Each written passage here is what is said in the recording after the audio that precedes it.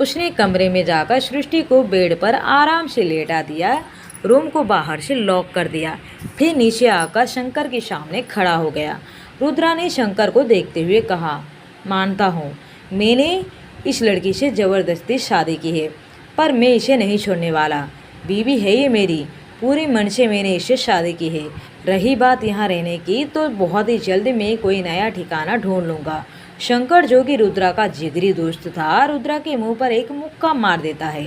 इससे पहले कि रुद्रा लड़खड़ा कर गिर जाता, शंकर उसकी कॉलर को पकड़ते हुए उसकी गाल पर तमाचा जड़ देता है। बीच में ही मुन्ना और कल्लू आ जाते हैं। शंकर भाई, ये आप क्या कर रहे हो? अगर रुद्रा भाई को ये लड़की पसंद आ गई तो इसमें गलत क्या है? शंकर ने कल्लू को भी एक तमाचा जड़ते हुए कहता है, क्यों गलत नहीं है? बिल्कुल गलत है। उस भली लड़की की ज़िंदगी इसके साथ खराब हो जाएगी। रुद्रा, मैं पूछता हूँ, हमारी कोई ज़िंदगी भी है? क्या खुशियाँ तू दे पाएगा इस लड़की को? आज पसंद है तो उठा लाया, कल मन भर गया तो क्या जाकर वहीं छोड़ आएगा? कल्लू ने बात को आगे बढ़ाते हुए कहा, हाँ तो छोड़ आएंगे रुद्रा भाई, ये उनकी मर्जी की बात है। रुद्रा दोनों में होती बहस को बंद करने के लिए हवा में फायर करता है। चुप, एकदम चुप। तुम सबको क्या लगता है कि मैं इस लड़की को शादी करके इसलिए लाया हूँ कि ताकि अय्याशी करके उसे वापस छोड़ दूँ? रुद्रा ने अब शंकर के गाल पर तेज तमाचा जड़ते हुए, साले तू मुझे कब से जानता है? तू अच्छी तरह से जानता है कि आज तक मैंने कभी किसी लड़की की तरफ आंख उठाकर भी नहीं देखा हूँ। पर शंकर, ये लड़की, मैं इस लड़की से नज़र नहीं हटा पाया, चाहकर भी नहीं। रुद्रा ने अपनी उंगली से अपने दिल की तरफ इशारा करते हुए कहा, यहाँ पहली बार इस लड़की को देखने से हलचल सी मच गई। ये शौक स्पीड से दौड़ रहा है। भले ही मैं प्यार के बारे में कुछ नहीं जानता हूँ, पर एक बात अच्छे से जानता हूँ कि ये लड़की सिर्फ़ और सिर्फ मेरी है। मैं अब इसे किसी और का नहीं होने दूँगा, चाहे मुझे इसके लिए तुम सब से बगावत ही क्यों ना करनी पड़े। रुद्रा इतना बोलकर जाने को हुआ कि शंकर जोर से आवाज़ देता है, मुन्ना, जाकर ऊपर का माला खाली करवा। सबके कमरे खाली करके सबको नीचे रहने को बोल। और हाँ, आज के बाद ऊपर कोई नहीं जाएगा। आज से ऊपर का माला रुद्रा का हुआ। रुद्रा शंकर की बातें सुनकर वापस मुड़ा तो शंकर ने उसे अपने पास आने का इशारा किया। जैसे ही रुद्रा पास आया, शंकर ने रुद्रा के पेट पर जोर का मुक्का मारते हुए कहा, खबरदार जो आज के बाद फिर कभी बगावत की बात भी की तो। रुद्रा स्माइल कर देता है और दोनों एक दूसरे के गले लग जाते हैं। यहाँ अनिल जी के घर में शारदा जी का रो रो कर बुरा हाल था। रोहन और उसके बाराती वापस लौट चुके थे। अब तक तो पुलिस भी आ चुकी है। पुलिस उल्टा सृष्टि पर ही इल्ज़ाम लगा रही है। पुलिस इंस्पेक्टर अनिल जी से, क्या मास्टर आप फिर से रुद्रा भाई के खिलाफ रिपोर्ट दर्ज करा रहे हैं, ये जानते हुए कि आपकी बेटी उसके पास है? आपको तो बिल्कुल भी रिपोर्ट दर्ज नहीं करानी चाहिए। क्या पता कि आपकी बेटी खुद अपनी मर्जी से उसके पास गई हो और फिर भली बनने के चक्कर में ये सब नौटंकी किया हो। अनिल जी का पारा हाई हो जाता है। क्या बक रहे हो आप? आपको रिपोर्ट लिखने के लिए कहा है तो आप कीजिए बस। इंस्पेक्टर अपना कंधा उचकता हुआ, मुझे क्या, मैं तो बस आपको समझा रहा था, जैसी आपकी मर्जी। पर मैं आपको फिर एक बार समझा रहा हूँ। इंस्पेक्टर की बातें पर अनिल जी घुर्राते हुए कहा, इंस्पेक्टर देखिए, आप रिपोर्ट लिख रहे हैं या नहीं? तभी इंस्पेक्टर का फ़ोन बजता है कि उसने कुछ बात किया। बाद में अनिल जी को फ़ोन पकड़ा दिया। इधर रुद्रा खुश होते हुए अपने कमरे की तरफ बढ़ गया। रूम में सृष्टि को भी होश आ गया था। उसने कमरे में आसपास अपनी नज़र घुमाई और अपना सिर पकड़कर बैठ गई है। जब उसका ठीक से आँख खुली तो वो घबरा गई। ये तो उसका कमरा था ही नहीं। रूम को देखकर उसने झट से खुद को देखा, अपने कपड़े देखे, अपने गहनों को देखा, सब ठीक ठाक थे। अब सृष्टि कुछ शांत हुई कि अगले ही पल उसे अपनी फैमिली की याद आने से वो फिर से रोने लगी। तभी उसे किसी के कदमों की आहट सुनाई देती है। सृष्टि बेड से उठकर इधर उधर हड़बड़ाकर देखने लगती है। उसे रूम में सोफा सेट दिखा तो वो जल्दी से जाकर उसके पीछे जा छुपती है। यहाँ रुद्रा एक झटके से अपने कमरे का दरवाज़ा खोलकर अंदर आया तो उसे अंदर कहीं सृष्टि दिखाई नहीं दी। वह सीधा जाकर मिरर के सामने खड़ा हो जाता है।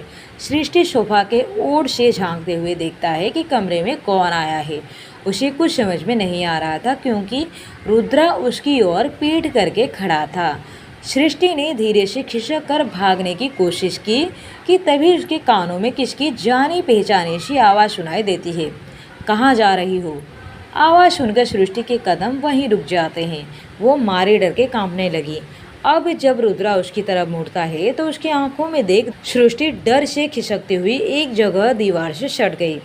रुद्रा जाकर बेड पर बैठ गया और अपनी उंगली से इशारा करके सृष्टि को अपनी ओर आने का इशारा करता है। जल्दी से सृष्टि अपना सिर ना में हिला देती है। इसे देख रुद्रा के चेहरे पर एक प्यारी सी मुस्कान छा जाती है। रुद्रा ने अपने बालों में हाथ फेरते हुए कहा, तुम मेरे पास आ रही हो या मैं तुम्हारे पास आऊँ? सृष्टि ने रुद्रा की बातें सुनकर रोते हुए कहा, मैं आती हूँ। सृष्टि धीरे से अपना लहंगा संभालते हुए रुद्रा के सामने आकर खड़ी हो जाती है। रुद्रा उसकी हाथ पकड़कर अपनी ओर खींचता हुआ उसे अपनी गोद में बिठा लेता है। रुद्रा और सृष्टि इस वक्त एक दूसरे के बेहद करीब थे। रुद्रा सृष्टि के गाल पर उंगली फेरने लगता है। सृष्टि रुद्रा के इस हरकत से रोते हुए बोलती है, जाने दीजिए मुझे, मैंने आपका क्या बिगाड़ा है? मेरी मम्मी की तबीयत भी ठीक नहीं है। रुद्रा ने उसके आंसू पोंछते हुए कहा, मैं तुम्हें खुद अपनी मम्मी के पास लेकर जाऊंगा, पर पहले तुम अपना रोना बंद करो। सृष्टि को रुद्रा की बातें सुनकर गुस्सा आ गया। वो रुद्रा के गोद से उठते हुए कहा, झूठ बोलते हैं आप बहुत ही घटिया इंसान हैं। आप बस मुझे यहाँ कैद करके रखना चाहते हैं और अपनी हवस मिटाना चाहते हैं। मैं नफ़रत करती हूँ आपसे, मर जाऊँगी पर खुद को कभी आपके हवाले नहीं करूँगी। आपकी कोई मंशा पूरी नहीं होने दूँगी। यह कहती हुई सृष्टि रोते हुए ज़मीन पर वहीं बैठ जाती है। सृष्टि को इस तरह से रोता देखकर उसकी बातें सुनकर रुद्रा का दिमाग खराब हो जाता है। उसने गुस्से में बेड के पास रखे लैंप को उठाया और कांच पर दे मारा। ये देख सृष्टि ने अपने कान बंद कर लिए। रुद्रा घुराते हुए सृष्टि के पास आया और उसकी बाजुओं को पकड़कर उसे उठाते हुए कहा, क्या कहा तुमने? मुझे तुम्हारी हवस है। सृष्टि उसके गुस्से से तनी भौहों को देखकर सहम गई। रुद्रा ने उसके कंधों को थामे हुए उससे पूछा, चुप क्यों हो?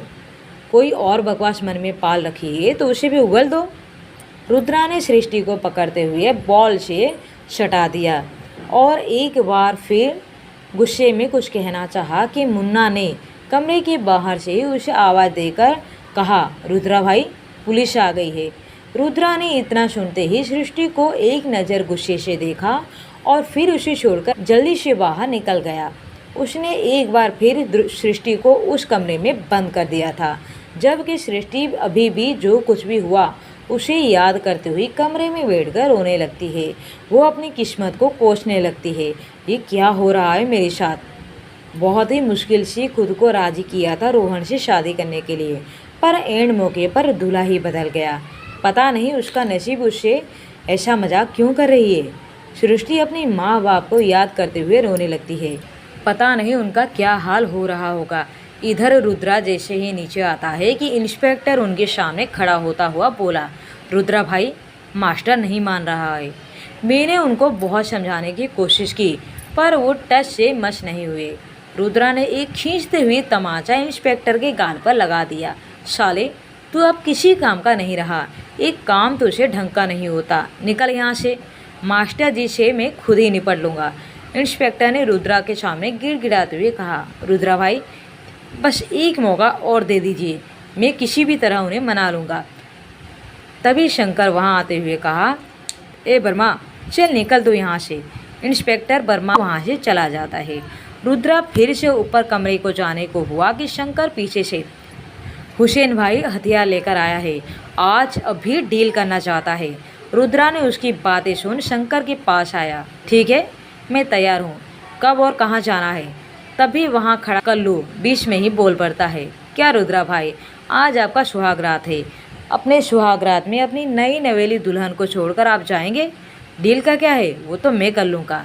शंकर थोड़ा ऊंची आवाज़ में, किसी को कहीं जाने की ज़रूरत नहीं है, हुसैन भाई यहाँ आ चुका है। छोटे, पीछे गार्डन में सब इंतज़ाम कर दे। छोटे शंकर भाई की बात सुनकर फ़ौरन वहाँ से चला जाता है। रात के 11 बज चुके हैं। सृष्टि वहीं जमीन पर पड़ी पड़ी कब की सो चुकी थी, पर नीचे से आ रही आवाज़ से अब उसकी नींद खुल चुकी है। वह धीरे से उठी और रूम में इधर उधर देखा तो हर तरफ अंधेरा था। पहले तो उसने थोड़ा सा डर गई, फिर हिम्मत करके खड़ी हुई और स्विच ढूंढकर लाइट ऑन किया। मारे प्यास के उसका गला सूख रहा था। उसे पानी पीना था, पर रूम में कहीं पानी दिखाई नहीं दिया। सृष्टि थकी हारी वहीं बेड पर बैठ गई, पर एक बार फिर उसका ध्यान नीचे से आ रहे शोर पर जाती है। सृष्टि खड़ी होकर विंडो के पास जाती है। यहाँ से गार्डन एरिया साफ साफ दिखाई दे रहा था, जो कि उनके घर के पीछे बना हुआ है। गार्डन तो दिखा ही दिखा, पर उसके साथ साथ उसे बहुत कुछ और भी दिखा, जिसे देखकर वो जड़ हो गई। नीचे गार्डन के एरिया में एक लड़की बहुत सारे मर्दों के बीच नाच रही थी। ये सब देख सृष्टि को थोड़ा बहुत समझ में आ रहा था कि वहाँ क्या चल रहा है। वो उन लफंगों के बीच अपने रुद्रा को ढूंढने लगी। उन लोगों के बीच रुद्रा को न पाकर न जाने क्यों उसे बहुत अच्छा लगता है, पर अगले ही पल उसका चेहरा फिर से गुस्से से तमतमा उठा जब उसने देखा कि कुछ ही दूरी पर बैठे रुद्रा ड्रिंक कर रहा है, शायद एक हाथ में सिगरेट थामे हुए था। सृष्टि ने ये सब देख पलट गई। एक बार फिर उसकी आंखों में आंसू भर आए। वह कैसे नर्क में आ फंसी है। सृष्टि ने रोते हुए अपने दिल पर हाथ रखते हुए कहा, पता नहीं मुझे किस गलती की सज़ा मिल रही है, क्यों मेरे साथ इतना बुरा हो रहा है। कुछ देर रोने के बाद सृष्टि मन ही मन, नहीं सृष्टि, तू इस राक्षस को इस तरह जीतने नहीं दे सकती, तू ऐसे नहीं हार सकती, कुछ तो करना पड़ेगा मुझे, मैं यूं ही हाथ पर हाथ धरे नहीं बैठ सकती। सोचती हुई सृष्टि कमरे में चारों ओर अपनी नज़र घुमाती है कि शायद कोई रास्ता मिल जाए जहां से वो भाग सके। उसे ढूंढते हुए एक बंद दरवाज़ा मिला, जिसे खोलकर वो रूम से बाहर निकल गई। देखा तो ये बालकनी था। सृष्टि ये देख पहले तो बहुत खुश हुई, पर जैसे ही नीचे झांक कर देखा कि उसका चेहरा उतर गया, वो हार कर वही बालकनी में बैठ गई और खुद से बोलने लगी, ये तो बहुत ऊंचा है। और वहीं बैठी हुई थी कि पीछे से आवाज़ आती है, अब अगर हाथ पांव पटक लिए हो तो अंदर आ जाओ, खाना खा लो। सृष्टि अब रुद्रा की बातें सुन चिढ़ते हुए बोली, मुझे नहीं खाना है। रुद्रा, गुस्सा तो मुझे भी बहुत आ रहा है तुम पर फिर भी शांत हो ना। तो फिर तुम्हारी क्या परेशानी है? सृष्टि उसके सामने खड़ी होती हुई, आप है मेरी परेशानी। जब तक आप मेरी ज़िंदगी में नहीं आए थे सब कुछ ठीक चल रहा था, पर आपके आ जाने से सब कुछ खराब हो चुका है। मुझे पता है आप किस तरह के इंसान हैं। नफरत है मुझे आपसे। सृष्टि की बातें सुनकर रुद्रा उसकी ओर बढ़ा। अपनी और रुद्रा को आता देख सृष्टि अब पीछे की ओर जाने लगी, पर रुद्रा ने उसे एक झटके में पकड़कर अपनी बाहों में उठा लिया। उसे ले जाकर बेड पे बैठाता हुआ कहा, जैसा सोचना है, जो सोचना है सोचो, पर सच तो यही है कि मैं तुम्हारा पति हूँ। सृष्टि गुस्से से तिल मिलाती हुई बोलती है, मैंने आपको अपना पति नहीं माना है, सच्चाई बस यही है कि मैं आपकी बीवी नहीं हूँ। सृष्टि की दिन भर की बातें सुनकर और अब ये सुनकर रुद्रा का दिमाग गर्म हो चुका था। उसने गुस्से से सृष्टि के जबड़े को पकड़कर कहा, अब अगर एक भी शब्द कहा तो जुबान खींच लूँगा। शांत हो तो कुछ भी बोलोगी? नहीं मानना है अपना पति तो मत मानो, पर तुम्हारे न मानने से सच्चाई बदल नहीं जाएगी। सच तो ये है कि मैं तुम्हारा पति हूँ। और क्या कहा था तुमने? मुझे तुम्हारी हवस है? मुझे तुम्हारी हवस होती तो तुम मेरे बिस्तर में मेरे नीचे लेटी होती, ना कि मुझसे लड़ रही होती। इसलिए अगर ये बात तुमने दोबारा की तो मुझसे बुरा कोई नहीं होगा। मुझे भी नहीं पता कि मैं क्या करूँगा। अब मुझे तुम्हारे मुंह से आवाज़ सुनाई नहीं देनी चाहिए, वरना तुम सोच भी नहीं सकती कि तुम्हारी फैमिली के साथ क्या होगा। रुद्रा ये सब कुछ बोलकर सृष्टि को छोड़ दिया। अब वो सृष्टि के कानों से एक एक करके झुमके निकालने लगा। वहीं रुद्रा के सृष्टि के कानों को छूने से सृष्टि सिहर गई। फिर भी हिलने डुलने की बजाय रुद्रा की धमकी सुन चुपचाप शांति से खड़ी रही। रुद्रा के छूने से सृष्टि की धड़कन तेज हो गई। उसे कुछ अजीब सा महसूस होने लगा था, जो कि उसने आज से पहले कभी भी महसूस नहीं किया था। सृष्टि को आज से पहले कभी किसी लड़के ने छुआ तक नहीं था, इतना करीब तो बिल्कुल भी नहीं। सृष्टि बस चुपचाप खड़ी रुद्रा जो करना चाहता था उसे करने दे रही थी। रुद्रा उसकी सारी ज्वेलरी निकालकर अब उसका दुपट्टा भी निकाल रहा था। उसे ऐसा करते देख सृष्टि अब होश में आ गई। उसने घबराते हुए पूछा, ये आप क्या कर रहे हैं? रुद्रा इस पर मुस्कुराते हुए कहा, तुम्हारी मदद कर रहा हूँ। रुद्रा का अगले ही पल ऐसा मूड बदलते देख सृष्टि हैरान थी। रुद्रा जो कि कुछ देर पहले ही ड्रिंक की थी, पर फिलहाल उसे अपने सामने खड़े रुद्रा को देखकर ऐसा बिल्कुल भी नहीं लग रहा था कि वो नशे में है। पर उसकी सारी हरकतों को देख सृष्टि समझ पा रही थी कि रुद्रा उसके साथ क्या करने का सोच रहा है। ये सोच सृष्टि के हाथ पैर कांपने लगे थे। तभी रुद्रा ने उसके हाथों को पकड़े हुए उससे कहा, आओ मेरे साथ। सृष्टि घबराते हुए पूछती है, कहाँ ले जा रहे हो मुझे? मैं कहीं नहीं जाऊंगी। रुद्रा मुस्कुराते हुए कहा, तो क्या रात भर इसी भारी भरकम लहंगे में सोने वाली हो? सृष्टि उसकी बातें सुनकर धीरे से बोली, और कोई कपड़े नहीं है मेरे पास। रुद्रा सृष्टि का हाथ पकड़ते हुए कहा, इसलिए तो बोल रहा हूँ, चलो मेरे साथ। रुद्रा सृष्टि का हाथ पकड़कर उसे कमरे से बाहर कुछ दूरी पर बने बाथरूम के पास लाते हुए कहता है, ये बाथरूम है, इसी में तुम्हारे लिए कपड़े हैं, जाओ चेंज कर लो, मैं बाहर खड़ा हूँ। सृष्टि ने उसकी बातें सुन कुछ नहीं कहा और जल्दी से बाथरूम में चली गई। सृष्टि बाथरूम से बाहर निकलकर आई तो रुद्रा उसे एक टक से देखता रहा। लाल कलर की सिंपल पटियाला सूट में बिना मेकअप के अब वो रुद्रा को और भी ज़्यादा खूबसूरत लग रही थी। सृष्टि बेहद खूबसूरत थी। अब उसका मेकअप हट चुका था और उसका असली चेहरा रुद्रा के सामने था। उसका बेदाग साफ कोमल त्वचा अब और अधिक साफ और निखरी लग रही थी। रुद्रा उसके करीब आया और उसके लंबे खुले रेशमी जुल्फों को छूते हुए कहा, इतनी देर क्यों लगा दी बाहर आने में? सृष्टि ने उसे अपने बालों को छुड़ाते हुए कहा, लहंगा बदलने में वक्त लग गया। रुद्रा ने उसकी बातें सुन एक बार फिर उसे देखा और फिर से उसका हाथ पकड़कर अपने साथ वापस अपने कमरे में ले आया। सृष्टि इस वक्त चुपचाप शांत थी। उसे ये समझ में नहीं आ रहा था कि वो कैसा रिएक्ट करे।